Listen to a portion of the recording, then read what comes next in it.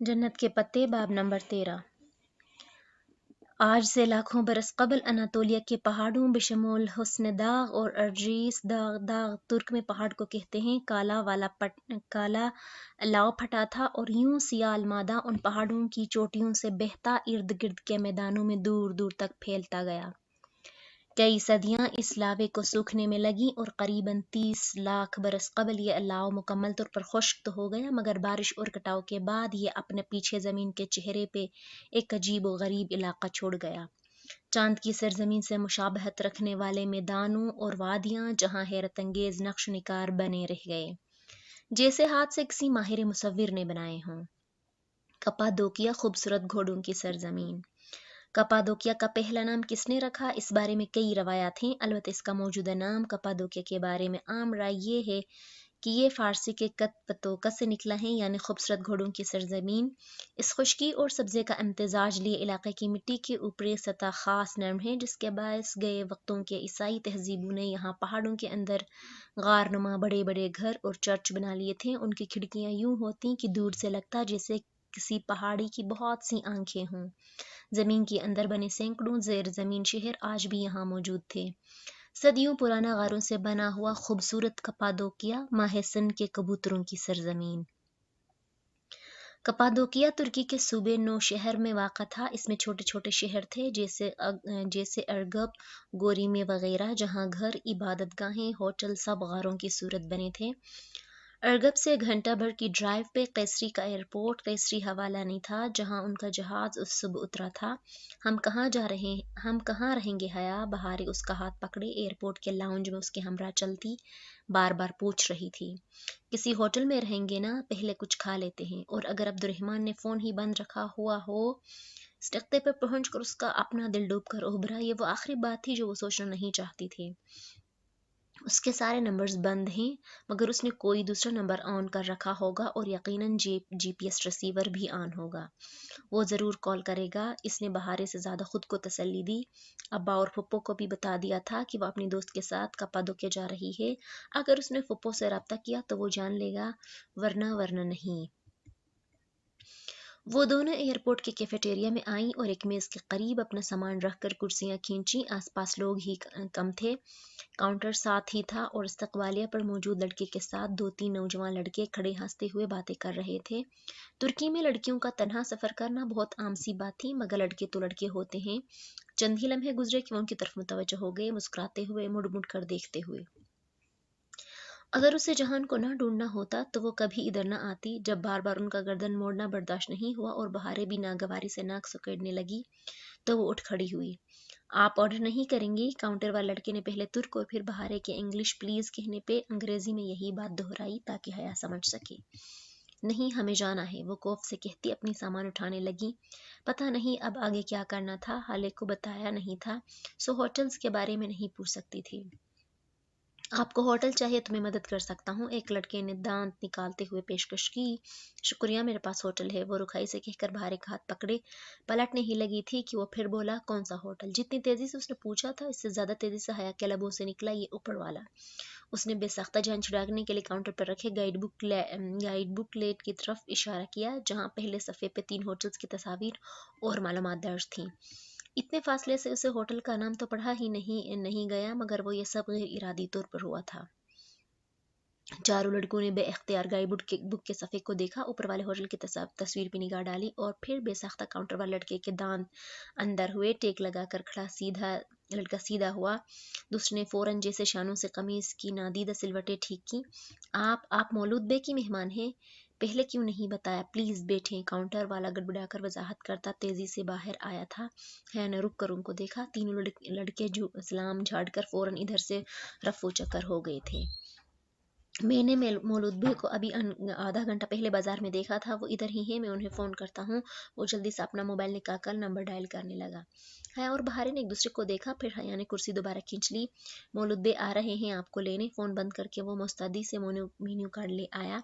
आप ऑर्डर कर दें, मैं ले आता हूँ। इसके जाने के बाद बेचैन बैठी बहारे गुल ने उसका हाथ हिलाया। हया, ये मौलूद बे कौन है और हम इसके साथ क्यों जा रहे हैं? मुझे नहीं पता, मुझे कुछ सोचने दो। ہم ایسے ہی ان کے ساتھ نہیں چلے جائیں گے، عائشہ گل کہتی ہیں، اچھی لڑکیاں ہر جگہ، تم 2 منٹ کے لیے عائشہ گل کے لیکچر بھول نہیں سکتی، اب ہمیں کہیں تو رہنا ہے نا، اگر نہیں اچھے لگے تو یہ مولود تو نہیں جائیں گے ان کے ساتھ۔ بہارے نے خفگی سے منہ میں کچھ بتبدا کر رخ پھیر لیا، وہ خود بھی ذرا مضطرب تھی، پتہ نہیں کون تھے وہ صاحب اور کیوں ان کو لینے آ رہے تھے، ایسے تو وہ نہیں جائے گی ان کے ساتھ، کوئی مرضی کے بغیر تو نہیں لے کر جا سکتا نا۔ مولود بے آ گئے، بے مشکل 15-20 منٹ گزرے تھے کہ کاؤنٹر والے لڑکی نے صدا لگائی تو بے اختیار ان دونوں نے مڑ کر دیکھا، سامنے سے ایک ادھیڑ عمر گورے سے ترک صاحب چلے آ رہے تھے، دراز قد، بے حد سمارٹ، سر کے بال ماتھے سے ذرا کم، چہرے پہ نرم سی مسکراہٹ، نفیس سے پینٹ شرٹ میں ملبوس، مگر وہ شاہانہ تھے۔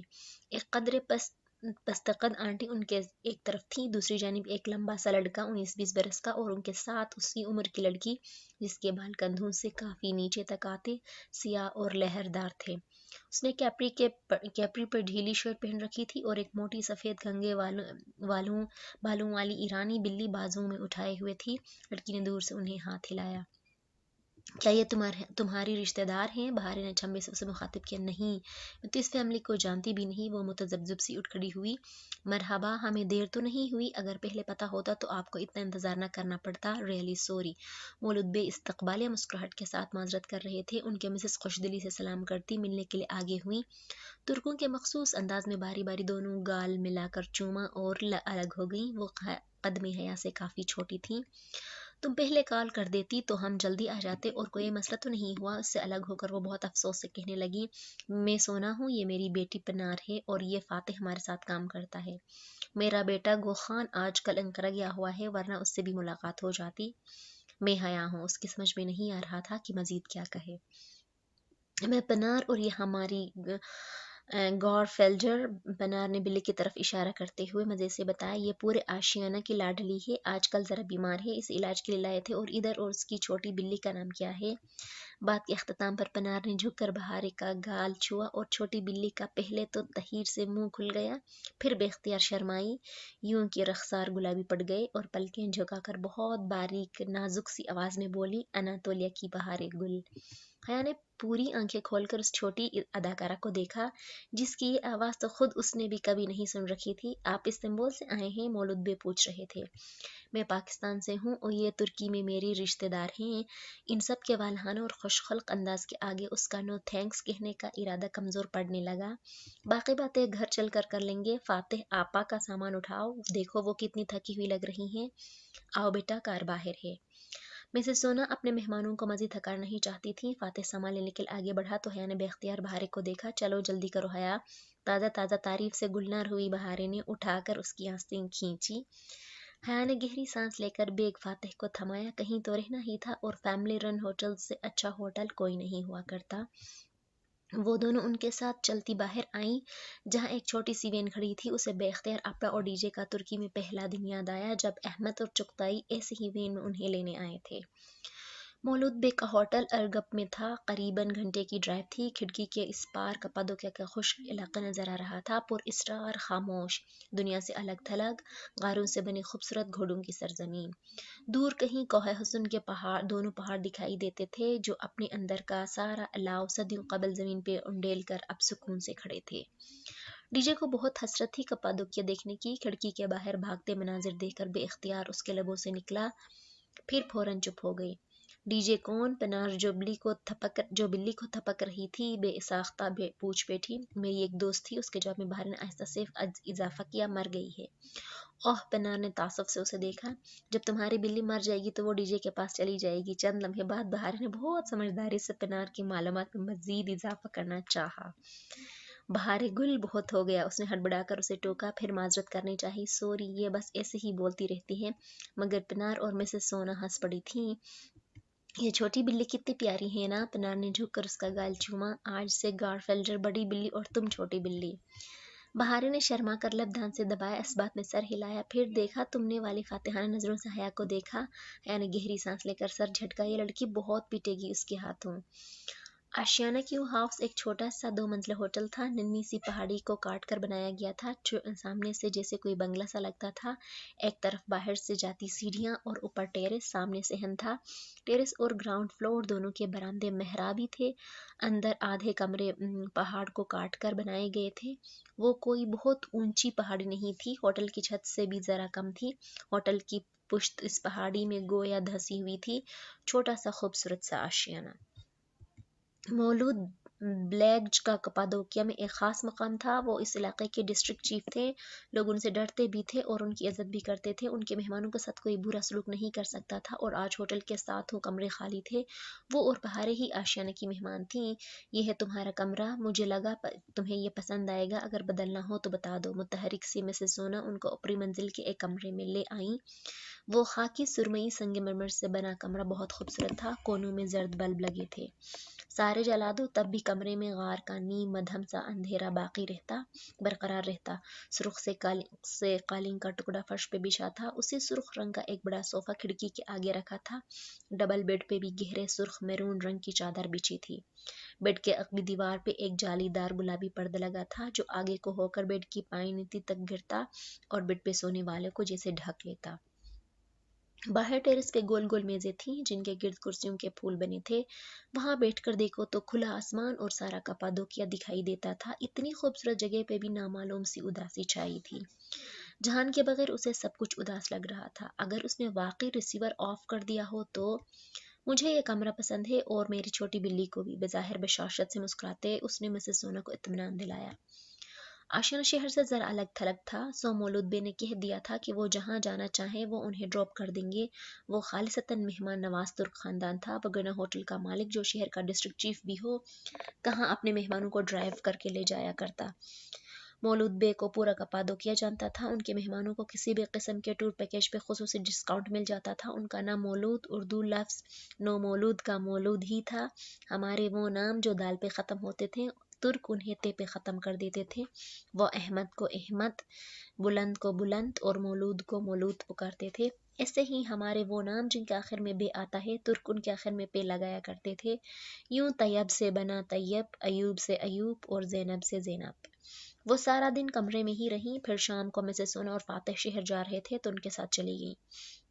हालांकि ट्रेसर वाली डिब्बी पर्स में साथ ही थी। अगर वो इधर हुआ तो जान लेगा कि उसके करीब है। पता नहीं दिल के रिश्ते ज़्यादा मजबूत थे या जीपीएस के। मगर जब रात उधर आई और फ़ोन नहीं बजा तो वो उम्मीद खोने लगी। अगला पूरा दिन भी उन्होंने कमरे में गुजारा। खाना भी वहीं मंगवाया। मिसेस सोना के हाथ के बने सलाद, जेली, जैम, बिल्कुल घर जैसा जायका। फिर भी वो बहुत बेजारी महसूस कर रही थी। बाहर जाना चाहती थी मगर उसने मना कर दिया।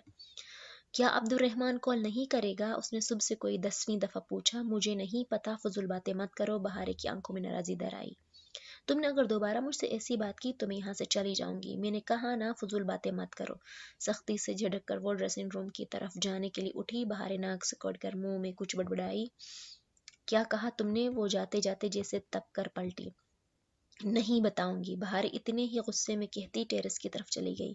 रात में मिसेस सोना उन्हें बुलाने आ गई। तुम लोग सुबह से कमरे से नहीं निकले, तबीयत तो ठीक है? हस्बे तवक्का वो फिक्रमंद हो गई थी। टूरिस्ट सैर के लिए ना जाए, अजीब सी बात थी। नहीं, असल में एक दोस्त ने इस्तांबुल से आना था, उसका इंतज़ार कर रहे हैं। वो आ जाए तो मिलकर आपका कपादोकिया घूमेंगे। उसने जल्दी से वजाहत दी। फिर उनके इसरार पे वो दोनों डिनर के लिए नीचे चली आईं। निचली मंजिल का डाइनिंग हॉल पत्थर की दीवारों से बना मध्यम सा रोशन कमरा था। 2-4 मेजें कुर्सियां रखी थीं। दीवारों के साथ फर्शी नशिस्त की तरह तर्ज की जमीन से 2 बाल ऊपर पत्थर के सोफे बने थे, जिन पे मैरून तुर्क कालीन बिछे थे। उसने भी उसी मैरून शेड का अजरक का कुर्ता और सियाह ट्राउजर पहन रखा था, ऊपर सियाह हिजाब। हिजाब से कुर्ता देखकर ट्रे उठाए हॉल में दाखिल हुई। पन्ना ठिठक कर रुकी। फिर सामने काउंटर पर खड़े फातिह को पुकारा। फातिह, तुम किचन देख लो, वो कंफर्टेबल नहीं है, उसने अंग्रेजी और तुर्क दोनों में कहा, क्योंकि फातिह की अंग्रेजी कमजोर थी। फातिह जी आपा कहकर ताबदारी से वहां से हट गया। थैंक्स, हया हल्के से मुस्कुराई। दिल पे इतनी कफ छाई थी कि मुस्कुराना भी दुश्वार लगता था। खाने के बाद वो दोनों पीछे सीढ़ियां चढ़ती ऊपर वापस आ गई। उसका पाँव दर्द कर रहा था, सो वो आते ही बिस्तर पर लेट गई। वो पीछे दीवार से लटकता जालीदार गुलाबी पर्दा अपनी पायंती तक फैला दिया। اب चित लेटे उसे छत गुलाबी जाले के पार दिखाई दे रहा था। हया, क्या तुम नाराज हो? साथ लेटी बहारे थोड़ी देर बाद करीब खिसक आई। हया ने गर्दन जरा सी तिरछी करके उसे देखा। क्यों पूछ रही हो? क्योंकि आयशे गुल कहती हैं किसी को नाराज करके नहीं सोते, क्या पता सुबह हम जाग ही ना सकें। नहीं, मैं नाराज नहीं हूँ। वो गर्दन सीधी करके दोबारा गार की छत को तकने लगी। मैं बस परेशान हूँ। तुम परेशानी में यूं ही गुस्सा करती हो? हाँ, और तुम क्या करती हो? मैं? बहारे एकदम जोश से उठकर बैठ गई। मैं आसमान में उड़ती हूँ, अदालर के बगलों और सुल्तान अहमद मस्जिद के कबूतरों के साथ। क्या तुम्हें ये करना आता है? हाँ ने चंद लम्हे उसके मासूम शफाफ चेहरे को देखने के बाद नफी में सर हिलाया। बचपन भी कितना प्यारा होता है, कंधे और दिल बहुत सारे बोझ से खाली होते हैं। मैं तुम्हें सिखाती हूँ, आंखें बंद करो। यानी आंखें बंद की। वही एक शख्स हर जगह नजर आने लगा था। तकलीफ का एहसास जैसे सवा हो गया। अब तुम आहिस्ता आहिस्ता हवा में उड़ रही हो, ऊपर, बहुत ऊपर देखो, तुम उड़ रही हो। साथ ही वो दबे कदमों बिस्तर से उतरी। हया ने पलकों की झुर्री से देखा। वो एहतियात से बिल्ली की चाल चलती स्विच बोर्ड तक गई और पंखा फुल चला दिया। फिर वो इसी तरह वापस आ गई। देखो, अब तुम हवा में उड़ रही हो। देखो, हवा चल रही है। आंखें मत खोलना वरना नीचे गिर जाओगी। उसने बंद आंखों से इस बात में सर हिलाया। अगर जिंदगी का वो फेज कोई ख्वाब था तो वाकई वो नीचे गिरने के खौफ से आंखें खोलना नहीं चाहती थी। मगर हकीकत तो हमेशा नीचे गिरा देती है। उसने एकदम से आंखें खोल दी। हाँ, ये क्या किया? देखा, नीचे गिर गई। बहारी ने बौखलाकर एहतजाज किया। फिर फुर्ती से उठकर पंखा बंद किया। हवा से गुलाबी पर्दा फड़फड़ाने लगा था। अल्लाह तुम्हें समझे, वो खफगी से कहती वापस आकर लेट गई। क्या तुमने नमाज पढ़ी? वो नमाज के लिए उठने लगी तो बहारे से पूछा। बहारे ने झट खुद पे बेड को तान लिया। हाँ, मैं अभी पढ़ती हूँ। ओह, मेरी आंखें बंद हो रही हैं, खुल ही नहीं रही हैं। ओह, और वो फिर वो लम्हे भर में जैसे होश व खिरद से बेगाना सो चुकी थी। हया सर झटक कर रह गई। फिर वजू करके उठी तो फोन बजने लगा। रोहेल कॉलिंग। उसने कॉल मौसूल की। कब आ रही हो तुम वापस? ये मत कहना कि तुम मुझे मिस कर रहे हो। वो खिड़की के आगे रखे सोफे पे बैठी मुस्कुराकर फोन कान से लगाए कह रही थी। वो तो खैर नहीं कर रहा, मगर अब्बा चाहते हैं कि मेरी शादी अनाउंस करें एक वलीमा रिसेप्शन देकर, लेकिन जब तुम और जहान आओगे तभी फंक्शन हो पाएगा। गुड फॉर यू, बस कुछ दिन तक आ जाऊंगी। उसने बहुत से आंसू अंदर उतारे। कितने दावे से कहकर आई थी कि जहान और वो वापस आएंगे, मगर वो कहीं भी नहीं था। फोन बंद करके उसने वजू किया। फिर वहीं जाए नमाज डालकर नमाज पढ़ी। सलाम फेर के वो दुआ के लिए हाथ उठे हाथों को यूं ही देखने लगी। दुआ, कितना अरसा हुआ जब उसने दुआ मांगनी छोड़ दी थी। जैसे डीजे के लिए मांगी वैसे फिर कभी ना मांग सकी। कुछ तो था, डीजे के साथ ही मर गया था। फिर माफी मांगी, इस्तकामत मांगी, मगर दुनिया मांगना छोड़ दी। लोग, रिश्ते, नाते, ये सब दुनिया ही तो है और यही सबको चाहिए होता है। उसे भी यह चाहिए था। फिर लबों पे आकर सारी दुआएं दम तोड़ क्यों जाती थी? ऐसा क्यों लगता था कि माफ़ी अभी तक नहीं मिली? वो गुमसुम सी अपनी हाथों की लकीरें देखने लगी। अल्लाह ताला के साथ ताल्लुक भी कितना मरहम सा था। ये ख्वाहिश थी कि मैं उसे अच्छी लगूं, मैं उसकी मानूं, मगर मुझे उस पर कितना भरोसा है, कितना एतबार है? यहाँ आकर जिंदगी जैसे खाली जगह का सवाल बन जाती थी। पूरे फ़िक्रे के दरमियान एक खाली जगह थी। इधर कौन सा लफ्ज़ लिखना था? उस जगह पहुंचकर वो लिखना भूल जाती थी। कोई दुआ मांगे बिना वो उठ खड़ी हुई और मेज़ पे रखे मोबाइल की स्क्रीन को उंगली से छुआ। वॉलपेपर जगमगा रहा था। कितना ज़हर लगता है ये वॉलपेपर, बिलखसूस तब जब किसी खास टेक्स्ट की तवक्को हो। फिर जाई नमाज रखी, दुपट्टा उतार कर बालों को उंगलियों से संवारा और ड्रेसिंग रूम का पर्दा हटाकर इधर आई। हेयर ब्रश ड्रेसिंग टेबल पर रखा था। वही रात सोने से कबल 2 दफ़ा ब्रश करने की आदत। अपने बालों, जिल्द और खूबसूरती की हिफाजत पे उसे कोई समझौता न था। ब्रश के साथ नकली फूलों का गुलदान रखा था, जिसके अंदर शीशे की एक डिब्बी थी जो सुनहरी अफशां से भरी थी। उसने यूं ही वो डब्बी निकाली और खोली। सुनहरी चिमचिम चमकती अफशां, उसके पुश से आती बल्ब की रोशनी में वो मजीद चमक रही थी। फिर एकदम से दमकती अफशां पे छाया सी बन गई, जैसे उसके और बल्ब के दरमियान कोई आड़ आ गई थी। किसी ख्याल के तहत उसने सर उठाकर आईने में देखा। उसके अक्स के पीछे कोई खड़ा था। अफशां की डिब्बी उसके हाथ से छूट गई। एक जोरदार शॉक्ड सी चीख हल्क से निकलने ही लगी थी कि पीछे खड़े शख्स ने सख्ती से अपना हाथ उसके लबों पे जमा दिया। चीखना नहीं, आवाज बाहर जाएगी और फिर ये सारी फैमिली भागती हुई आ जाएगी। वो चेहरा उसके करीब किए धीमी सरगोशी में बोला था। हया की आवाज ही नहीं, सांस भी जैसे रुक गया था। वो फटी फटी बेयकीन निगाहों से दम साधे आईने को दिख रही थी। चंद लम्हे लगे उसके असाब को ढीला पड़ने में। اور پھر اس نے ایک نڈھال سے احساس کے تحت آنکھیں بند کر کے کھولیں۔ جہان نے آہستہ سے اپنا ہاتھ ہٹایا۔ سنہری افشاں اس کے ہاتھوں سے ہوتی ہوئے قدموں میں جا گری تھی۔ اس کی انگلیاں، فرش، پیر کا انگوٹھا، ہر جگہ سونے کے ذرات چپکے تھے۔ ایک لمحے کو اس نے دونوں ہاتھ ایک دوسرے سے جھاڑ کر افشاں اتارنی چاہی، مگر وہ پورے ہاتھ پہ پھیلتی گئی تو وہ دھیرے سے اس کی جانب پلٹی۔ وہ ابھی تک شاکڈ اور شل تھی۔ تم ادھر کیا کر رہے ہو؟ خالی خالی نگاہوں سے جہان کا چہرہ دیکھتے ہوئے وہ بدبخت کہہ پائی۔ یہی سوال میں تم سے پوچھنے آیا ہوں، تم ادھر کیا کر رہی ہو؟ وہ جیسے ڈھیروں غصہ ضبط کر کے سختی سے بولا۔ تم اندر کیسے آئے؟ حیا کا دماغ ابھی تک سن تھا۔ وہ جواب دیے بنا آگے بڑھا اور ڈریسنگ روم کا پردہ برابر کر دیا۔ بیڈ روم کا منظر چھپ گیا۔ پھر وہ حیا کے مقابل دیوار سے ذرا ٹیک لگا کر جینز کی جیبوں میں ہاتھ ڈالے منتظر سا کھڑا تھا۔ وہ جیسے علیحدہ جگہ تفصیل سے بات کرنا چاہتا تھا۔ اس کے حواس دھیرے دھیرے سے بحال ہونے لگے۔ وہ اپنے سنہری ذرات والے ہاتھ اضطرابی انداز میں ایک دوسرے سے ملتی ڈریسنگ ٹیبل کے کنارے پہ جا ٹکی۔ پھر کھلے بال کانوں کے پیچھے اڑ سے سنہری ذرات سیاہ بالوں پہ بھی ٹھہر گئے، مگر اسے پتہ نہیں چلا۔ اگر مجھے ذرا سا بھی اندازہ ہوتا کہ تم میرے پیچھے ادھر آ جاؤ گی تو میں تمہیں کبھی نہ بتاتا کہ میں کہاں جا رہا ہوں۔ تمہارے پیچھے؟ اس نے جسے تل ملا کر سر اٹھایا۔ بس ایک پل لگا تھا اسے اپنے ازلی انداز میں واپس آنے میں۔ تم نے مجھے کب بتایا تھا کہ تم کہاں جا رہے ہو؟ تم بھول گئے ہو شاید۔ تم تو بغیر کچھ کہے سنے ہی آ گئے تھے۔ اچھا، تمہیں نہیں پتا تھا کہ میں کپادوکیا میں ہوں؟ وہ اسی طرح جیبوں میں ہاتھ ڈالے کھڑا بغور اسے دیکھ رہا تھا۔ مجھے کیسے پتا ہو سکتا تھا؟ تمہیں لگتا ہے میں تمہارے لیے اتنا ٹریول کر کے آؤں گی؟ اس نے جیسے افسوس بھری حیرت سے سر جھٹکا۔ میں تو خود تمہیں ادھر دیکھ کر حیران ہوں، اور تم نے مجھے کیسے ڈھونڈا؟ بلکہ ایک منٹ، وہ جیسے رکی، ڈی جے اور مجھے کپادوکیا آنا تھا اسپرنگ بریک میں؟ اوہ، تم یہ بات جانتے تھے؟ شاید تم میرے پیچھے آئے ہو۔ کیا ایسا ہی ہے؟ اس نے لا ٹیچر سے سن رکھا تھا کہ جب اپنا دفاع کمزور ہو تو مخالف پہ چڑھائی کر دینی چاہیے۔ وہ اپنے دفاع کے چکر میں پڑ کر پسپائی اختیار لیتے ہیں۔ نہیں، میں اتنا فارغ نہیں ہوں کہ تمہارے لیے ادھر آؤں گا۔ میں بھی اتنی فارغ نہیں ہوں۔ حد ہے۔ جہان نے ایک گہری نظر اس پہ ڈالی۔ اس کے بال ویسے ہی ماتھے پہ ذرا بکھرے سے تھے، شیو ہلکی سی بڑھی ہوئی تھی، اور سفید رف سی پوری آستین کی ٹی شرٹ کو کہنیوں سے موڑا ہوا تھا۔ اور اس کو کیوں لائی ہو؟ اس نے ابرو سے پردے کی جانب اشارہ کیا جس کے پار بیڈ روم تھا۔ حیا نے بظاہر لاپرواہی سے شانے اچکائے۔ اس کے پاسپورٹ کا مسئلہ تھا کوئی، وہ بیکار ادھر رہ رہی تھی۔ پھر ابا نے کہا تھا میں اکیلی نہ جاؤں، اور میں نے سوچا کہ باڈی گارڈ ساتھ لے جاؤں، ہے نا؟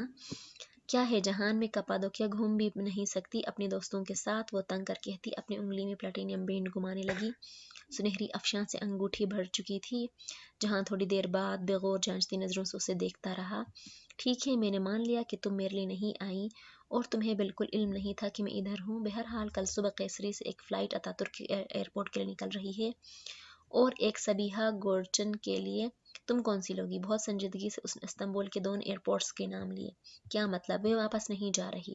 میں نے تو ابھی کپادوکیا دیکھا بھی نہیں۔ ہرگز نہیں۔ میں نہیں چاہتا کہ تم یہاں رہو۔ تم ادھر یوں اکیلے کیسے رہ سکتی ہو بھلا؟ یہ میرا مسئلہ ہے، اور میں اکیلی نہیں ہوں، ہم دو ہیں۔ تو میری فکر مت کرو، وہ کرو جس کے لیے تم ادھر آئے ہو۔ اور ویسے مجھے ڈھونڈنے کے علاوہ تم یہاں کس مقصد کے تحت آئے ہو؟ مجھے بہت سے کام ہیں زمانے میں۔ کہتے کہتے وہ ایک دم رکا۔ حیا کا دل زور سے دھڑکا۔ جہان نے کلائی پہ بندھی گھڑی دیکھی، پھر نفی میں سر ہلایا۔ میں زیادہ دیر ادھر نہیں رک سکتا۔ تم کل واپس جا رہی ہو حیا؟ میں نہیں جا رہی۔ تمہیں کیا پرابلم ہے میرے ادھر رہنے سے؟ اسی پل کمرے میں رکھے اس کے موبائل کی میسج ٹون بجی۔ وہ بات روک کر ڈریسنگ ٹیبل کے کنارے سے اٹھی اور پردہ ہٹا کر میز تک گئی۔ جہان نے گردن موڑ کر اس کے قدموں کو دیکھا۔ پاؤں کو کیا ہوا ہے؟ میز سے موبائل اٹھاتے ہوئے اس کا دل لمحے بھر کو تھما۔ اللہ اللہ، اس آدمی کی نظریں اس سے کوئی بات مخفی کیوں نہیں رہتی؟ اس نے تو پاؤں پہ بندھی پٹی بھی نہیں دیکھی تھی، چل بھی بالکل ٹھیک رہی تھی، پھر بھی اف۔ میرے پاؤں کو؟ موبائل لے کر واپس مڑتے اس نے حیرت سے گردن جھکا کر اپنے پاؤں کو دیکھا۔ اوہ، یہ افشاں گر گئی تھی، وہ ہی لگ گئی ہے۔ ساتھ ہی اس نے انگوٹھا قالین سے رگڑا۔ سرخ قالین کا وہ حصہ پورا چم کرنے لگا، مگر پاؤں سے افشاں نہیں اتری۔ ٹخنے ایڑی کو کچھ ہوا ہے، موچ آئی ہے یا پاؤں مڑ گیا؟ وہ گردن ترچھی کر کے اس کے پاؤں کو دیکھتا کہہ رہا تھا، نہیں، میرا پاؤں تو بالکل ٹھیک ہے۔ مگر وہ اب میں سمجھی۔ موبائل پہ حوالے کا فارورڈ میسج چیک کر کے وہ سر ہلاتی اس کی طرف آئی۔ تم مجھے واپس بھیجنے کے لیے بہانہ ڈھونڈ رہے ہو؟ جہان نے نظر اٹھا کر اس کو دیکھا۔ ایک تو جب بھی وہ یوں دیکھتا لگتا تھا اندر تک دل کا سارا حال جان لے گا۔ ٹھیک ہے، تم ادھر میری وجہ سے نہیں آئی، اور تمہارے پاؤں کو بھی کچھ نہیں ہوا۔ مجھے ابھی جانا ہے، ہم اس بارے میں بعد میں بات کریں گے۔ फिर कब मिलोगे? वो दरवाजे की तरफ बढ़ा ही था कि वो बेख्तियार कह उठी। जहान ने रुक कर उसे उसी तरह देखा। जब तुम मेरे लिए आई ही नहीं जब तुम मेरे लिए आई ही नहीं हो तो फिर दोबारा मिलना क्यों? अभी खुद ही तो तुमने कहा था कि बाद में बात करेंगे, वरना मुझे क्या? उसने खफकी से शाने उचकाए। जहां ने जरा मुस्कुराकर सर झटका। कल दोपहर 1 बजे शार्प मुझे कुएं पे मिलना है। कौन सा कुआं? मादाम आप मेरे लिए नहीं, कपाडोक्या की सियाहत के लिए आई हैं तो आपको यहाँ के तमाम टूरिस्ट अट्रैक्शन का इल्म तो होगा। कल हम कुएं पे मिलेंगे, और ध्यान रखना कुआं काफी गहरा है। तुम्हें क्लास्ट्रोफोबिया तो नहीं? वो जैसे याद आने पे जाते जाते पलटा। ने नफ़ी में गर्दन हिलाई। ओके। उसने दरवाज़ा खोला, एहतियात से अतराफ में झांका, फिर बाहर निकल गया। बाहर इसी तरह सो रही थी। हैन दरवाज़ा बंद किया और फिर बेख्तियार दिल पे हाथ रखकर आंखें बंद करके गहरा सांस लिया। एक दबी दबी मुस्कुराहट उसके लबों पे बिखर गई। बहुत स्मार्ट बनता था जहान। शायद वो उसी से ज़्यादा स्मार्ट थी कि उसने उसे ढूंढ ही निकाला था। हाँ, उसके सामने ये नहीं मानेगी कि वो उसके लिए आई है। जिस बंदे ने उसे खार किया, उसको थोड़ा बहुत खार करने का हक तो था उसे भी। वो ड्रेसिंग टेबल के सामने वापस आई और हेयर ब्रश उठाते हुए आईने में देखा। अजरक के कुर्ते पे सामने बालों और कानों के करीब और दोनों हाथों पर अफशां लगी थी। इस बेले स्टोन के फर्श पे डब्बी अभी तक उल्टी पड़ी थी। वो डब्बी उठाने के लिए नहीं झुकी। अफशां की सबसे प्यारी बात यह थी कि उसे जितना खुद से उतारने की कोशिश करो, ये फैलती चली जाती है और जिसको छूती है उसको चमक इनायत कर देती है। दोपहर 1 बजे शार्प उसने जेर लब मुस्कुराते हुए अपने अक्स को देखते ब्रश बालों में ऊपर नीचे चलाना शुरू किया।